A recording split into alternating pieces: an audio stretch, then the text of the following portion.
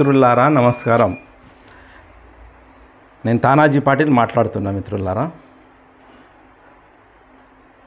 మొన్న జరిగిన సంఘటన గురించి చెప్దామని ఉంది. ఇంకొద్దిగా శ్రీవాణి అనే అమ్మాయి పెద్దగుళ్ళ తాండాకు చెందిన గిరిజన మహిళ, లంబాడి కుటుంబంలో పుట్టిన గిరిజన మహిళ అమ్మాయి ఘోరంగా చనిపోవడం, కరెంట్ షాక్ తగిలి ఆమెతో పాటు ఆమె తల్లి చనిపోవడం.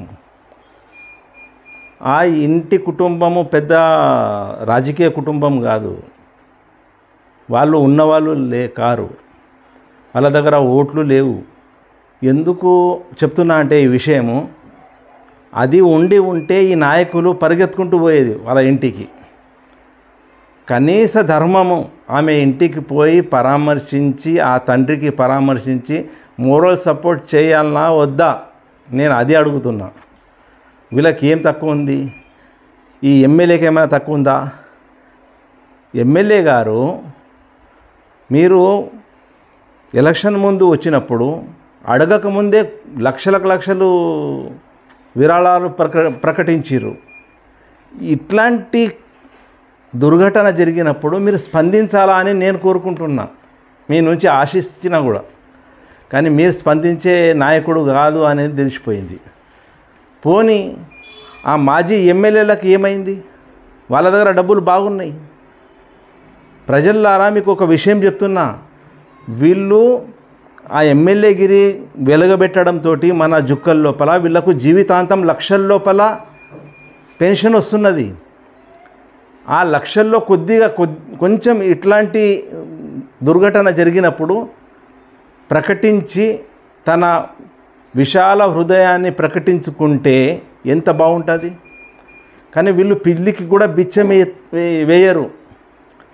వీళ్ళకు తెలుసు అక్కడి నుంచి మనకేమొస్తుంది, ఆ బీదరాలి ఇంటికి పోయి మనం పరామర్శిస్తే మనకేమొస్తుంది అని అంటారు. కాదయ్యా, పుణ్యం వస్తుంది. అలా ఇలాంటి సంఘటనలు జరిగినప్పుడు నా ఇంట్లో జరిగింది అన్నట్టుగా ఫీల్ కావాలా. మీ ఇంట్లో జరిగి ఉంటే పరిస్థితి ఎట్లా ఉంటుంది ఒక్కసారి ఒక 5 నిమిషాలు ఆలోచించండి. అది నేను అనుభవించినని చెప్తున్నా, కరెక్ట్ కాదు ఇది. మాజీ ఎమ్మెల్యే అరుణతార పట్టుమని 4 ఏళ్ళు కూడా చేయలేదు ఎమ్మెల్యేగిరి. 5 సంవత్సరాలు చేసి ఉంటే ఆమెకు పెన్షన్ అన్న వచ్చేది జీవితకాలం. 4 ఏళ్ళు చేసింది. అప్పటికే చంద్రబాబు నాయుడు అసెంబ్లీ రద్దు చేసేసారు. అయినా కూడా ఆమె వచ్చి తన ధర్మమని, తన మానవతా విలువలతోటి కూడుకొని వచ్చి పరామర్శించి పాప తండ్రికి తన తోచిన సహాయం చేసి వెళ్ళారు.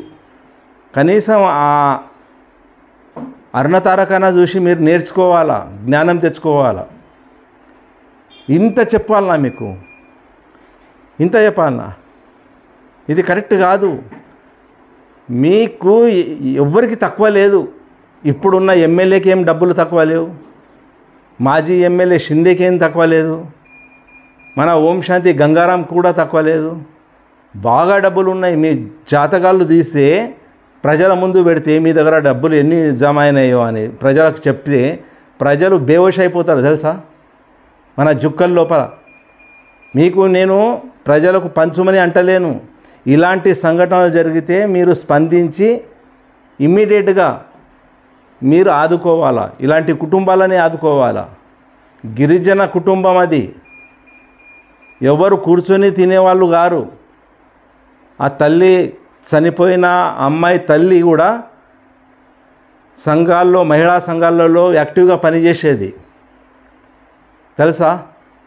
అమ్మాయి కూడా 7వ తరగతి 6వ తరగతి చదువుకుంటూ మంచిగా చాలా యాక్టివ్గా ఉండేది. ఎవరు చెప్పుకోవాలా వాళ్ళు? ఆ కుటుంబం. మీకు సిగ్గు అనిపిస్తలేదా? పోయి మనం పరామర్శించాలా, మనం ఎంతో కొంత సహాయం చేయాలా అనేది లేదా?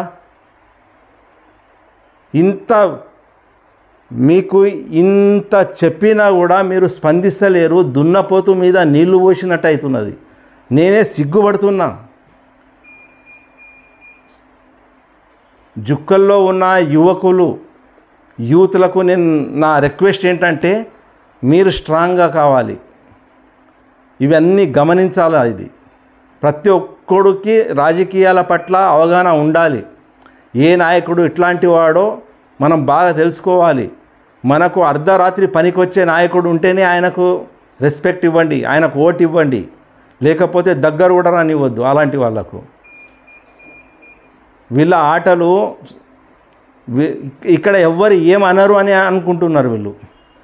బరాబర్ తిరగబడాల, క్వశ్చన్ వేయాల, నీది తప్పురా, ఇది తప్పు, నువ్వు చేసేది ఇది తప్పు అని అనాల. ఎంత ఘోరం అండి, బాధ అనిపిస్తున్నది.